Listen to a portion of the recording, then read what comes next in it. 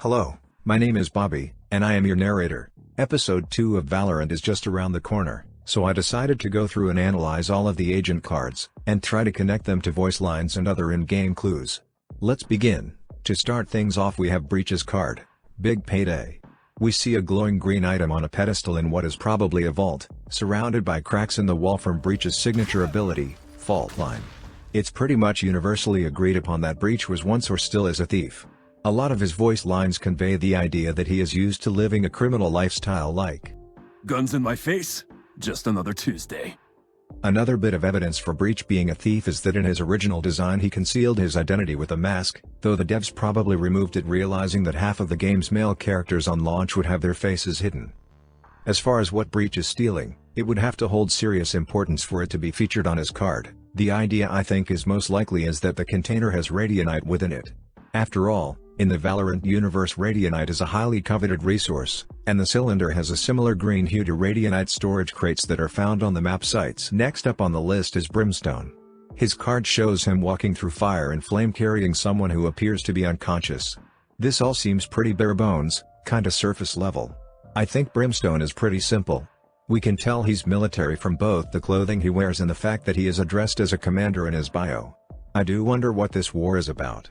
One possibility is that it is a war over radionite, which would give Brimstone a reason to be there, seeing as a Kingdom Corporation insignia can be found on his vest. Kingdom, for those of you who don't know, is a super company who we can tell from some of the maps is a large holder of radionite. Third is Cypher, with Redeemer's Folly. This card is very vague, only showing Cypher standing beneath Babu Jellad, also known as the Blue Gate in Fez, Morocco. Judging by the name, Cypher probably did something foolish in an attempted redemption. As for what this redemption was about, my best guess would be it has to do with his family, who he mentions on several occasions. For example, I must survive to protect my family. I can't lose them. I can't feel that pain again. It's possible that Cypher is responsible, or at least takes responsibility for whatever happened to his family, and that is why he seeks redemption. As a smaller note, the door has lines that resemble some sort of rift. This wouldn't make Cypher the first agent to encounter one of these. More on that later. Next is Jet's card, Mirrored Edge. It depicts a tornado traveling through the South Korean capital, Seoul. We know this because the Seoul Tower is visible at the top of the hill. At first I thought that this may have been Jet's realization of her power, ending up with her accidentally causing the disaster. But the fact that we see the tornado through the reflection of a kitchen knife makes me think that Jet may have been in her home when the tornado happened. This still could have been the situation that caused Jet to find her powers, only it was to stop the tornado instead of creating it. The fifth agent on our list is Killjoy. This is one of the more difficult cards to decipher. The card's name, Nächtelang, translates to all night long. Judging by the fact that Killjoy is accompanied by her alarm bot, I'd guess that she was assigned on guard duty. As for what she's guarding, she seems to be standing outside of some sort of concert. This part is purely speculatory, but maybe this is the night she was approached by the Valorant protocol. After Killjoy, is Omen and What's Another Death. As far as Omen goes, we don't know who or even what he is, with his bio referring to him as a phantom of a memory. Because of the mystery, it's hard to say if details like him being in space are what actually happened or if they're purely stylistic. I would like to point out the tendrils coming from his chest, making it almost look like he is being torn apart. We know this is based on reality from a voice line when he sees a second Omen, saying, "There is another of me. How many times did I get ripped apart? How many times did I die?" Something clearly happened to Omen, but to understand how he got here, we need to take a closer look at his relationship with Viper, or as he knows her, Sabine. In an interaction with Viper, Omen will say, "Don't die here, Sabine. I need your secrets." Originally I was unsure what he meant by this, however upon seeing Omen kill an enemy Viper and saying the line experiment complete I started to put together a picture. I believe that Viper was a part of whatever caused Omen to be the way he is, and the reason he wants her alive is that he hopes she can help him. There's a lot of speculation as to what Viper and Omen did, but the conclusion that I and many others have come to is that Omen's state is the result of failed radionite experimentation. I'll touch on Omen more in Viper's section. Moving on to Phoenix. Similar to Jet's card, I think this is the day that Phoenix discovered his abilities as a Radiant.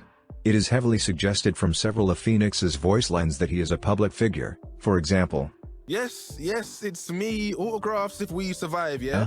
He could be famous because of his family or his own achievements, Either way, I believe that the manor burning at the forefront of this card belonged to Phoenix. And the discovery of his sudden new power led to him setting the house ablaze. The card is even called Firestarter. Now is Raise and Rising Up. This one is even more difficult than Killjoy's. I really can't offer anything here other than the fact that she's standing on a graffitied train. To make matters worse, the only thing she ever says about her past is that she is from Salvador. So let's just move on. Our 9th agent is Reina, and the one I have the most concrete evidence on, to the point that I believe I am right without a shadow of a doubt. The card, Revenge for Life, shows Reina in the desert using her life drain on 3 people. My original thoughts were that these 3 had harassed Reina for being radiant, viewing her as a monster. This would certainly explain her clear prejudice against non-radiants like Killjoy and Cypher. This was going to be my final conclusion until I started looking through some of her rewards. Her tier 10 secondary weapon is called the Vendetta Ghost. The reason this is so significant is the definition of vendetta, a vendetta being a private feud in which the members of the family of a murdered person seek to avenge the murder by killing the slayer or one of the slayer's relatives. So who did these people kill that was close to Reina?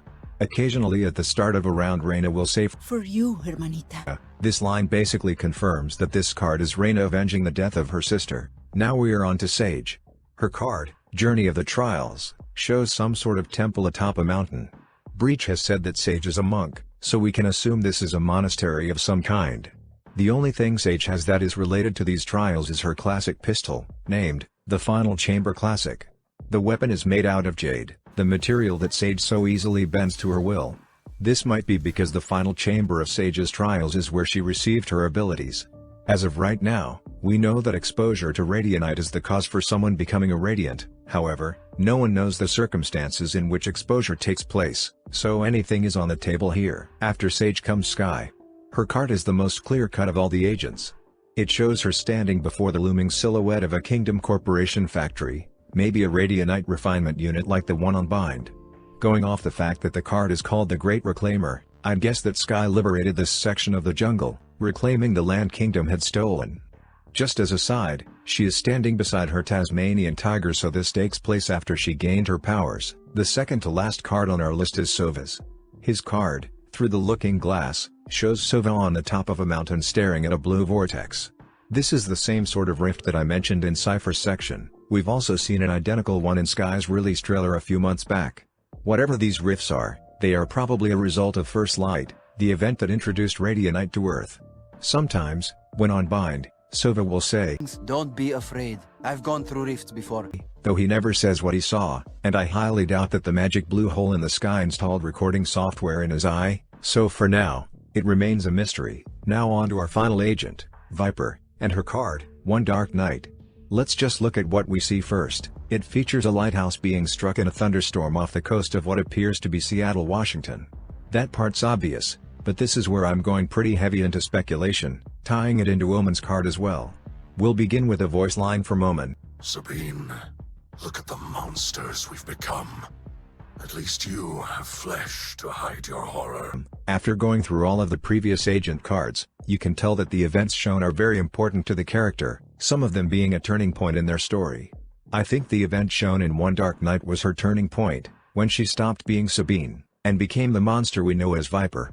I want to make it clear that Viper is not well mentally, and that's not just because she spends her free time creating noxious chemicals. 2 agents have made remarks about Viper's mental state. I will put their Viper down. It is mercy. There's a Viper over there. What a shame to rid the world of that mind. But I think she needs to rest. Neither of these voice lines portray malice towards Viper, only pity. But what happened to Viper that could have made her go insane? To understand that, we need to look at another quote from Omen. Just think, Sabine. You used to heal with your skill. Funny.